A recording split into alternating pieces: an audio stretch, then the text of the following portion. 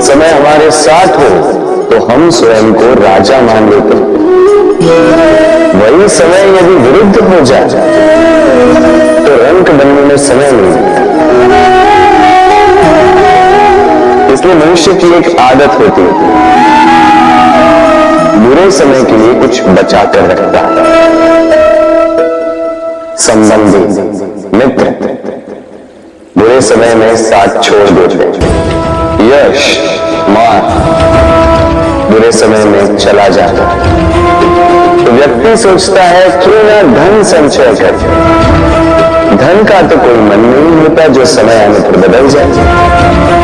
संसार कहता है कि धन का संचयन करके रहो, बुरे समय में काम आएगा। मैं कहता हूं शुभ कर्म करते रहे, आनंदित रहे, स्वयं पर और ईश्वर पर विश्वास रखो, बुरा समय कभी आएगा ही नहीं। राधे राधे। प्रकृति ने मनुष्य को एक विशेष शक्ति दी, अन्य जीवों से अधिक शक्ति दी, स्मरण शक्ति। यही शक्ति मनुष्य को अन्य जीवों से भिन्न बनाती,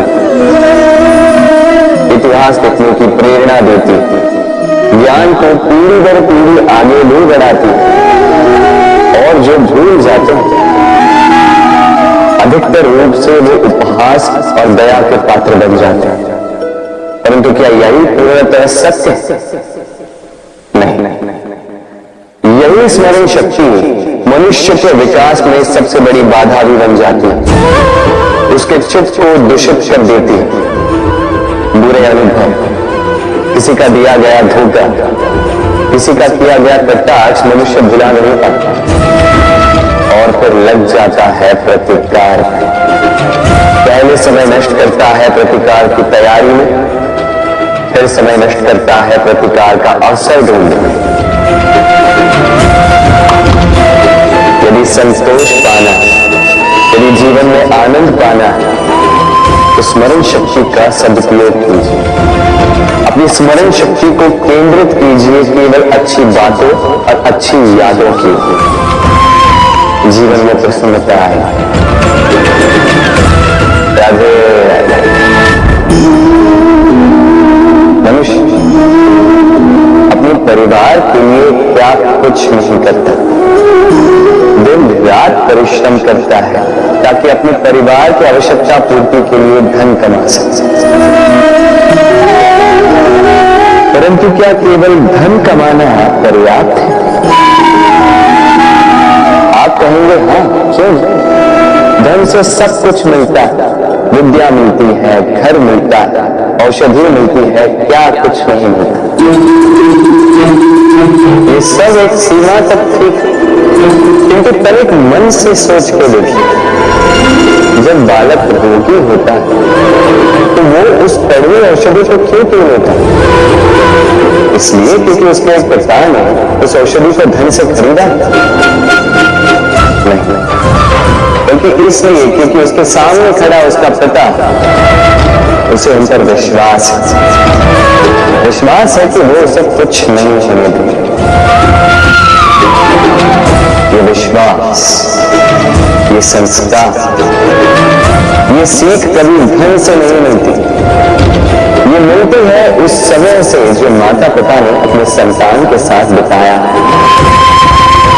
इसलिए जीवन में धन अवश्य कमाए, तो अपने परिवार को भी समय दीजिए, प्रसन्नता मिले। राधे। मुझे बताइए इस दीवार को तोड़ने का क्या लाभ? यदि किसी संबंध में संदेह घर कर लेता है तो आए दिन शत्रुता की स्थिति बनी रहती है। कल कोई और कारण बन सकता है इस दीवार के पुनः बनने का, तो क्या पुनः इस दीवार को बनाया गया?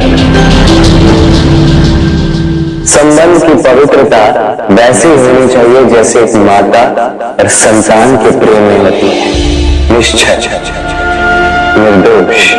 कि बात केवल रूठने मिलाने तक ही सीमित रहे।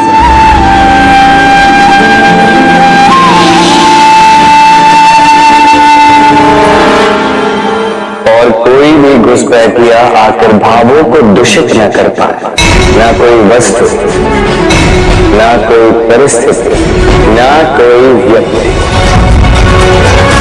कोई उन्हें अलग न कर पाएगा। सोचिए, यदि ये दीवार पुनः बननी तो उसे तोड़ा ही तो जाए। यदि मन में एक अटूट संबंध स्थापित करने का दृढ़ निश्चय ही न हो तो क्यों तोड़े इस दीवार को?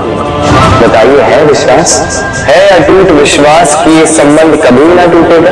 यदि है तो तोड़ दीजिए। संसार में पति पत्नी का संबंध सबसे बड़ा संबंध माना जाता है और है भी।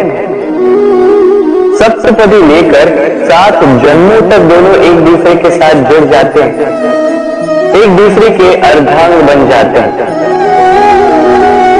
अर्धांग अर्थात अर्ध अंग। क्या इसका महत्व आप समझ पा रहे हैं?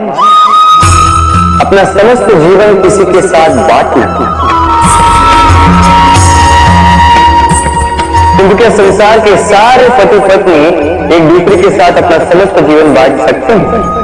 क्या इसमें सभी सक्षम रह पाएंगे?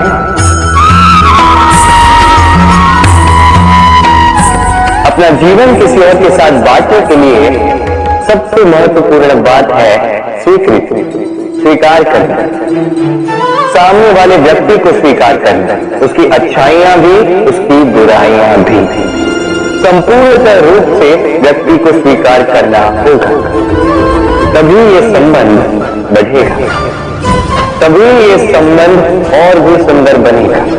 एक दूसरे के दोष ढूंढना, उन्हें गिनाना, ये केवल और केवल एक ही कार्य करता है, इस संबंध के जीवन का नाश करता है। बस बदले में होना ये चाहिए, एक दूसरे के दोष समझकर उन्हें आभास करवाए बिना उन्हें सुधार देना चाहिए, उनकी कमियों को उनकी शक्ति बना देनी चाहिए। यही तो होता है दाम्पत्य, यही होता है बुराइयों का दमन और यही होता है गुणों का उदय। राधे राधे।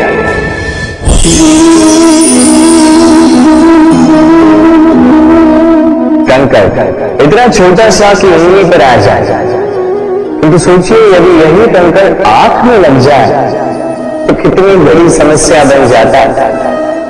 अब सोचिए ये कंकर आपके मार्ग में है, आप पादुकाएं पहनकर बड़ी सरलता से आगे निकल जा सकते हैं, किंतु यदि यही कंकर आपके पांव और पादुकाओं के बीच फंस जाए तो आप ठीक से चल नहीं पाएंगे, भले ही वो मार्ग पुष्पों से भरा क्यों हो। अर्थात आप बाहर की समस्याओं से, उन चुनौतियों से लड़ सकते हैं, भीतर की समस्याओं से लड़ना अत्यंत कठिन होता है।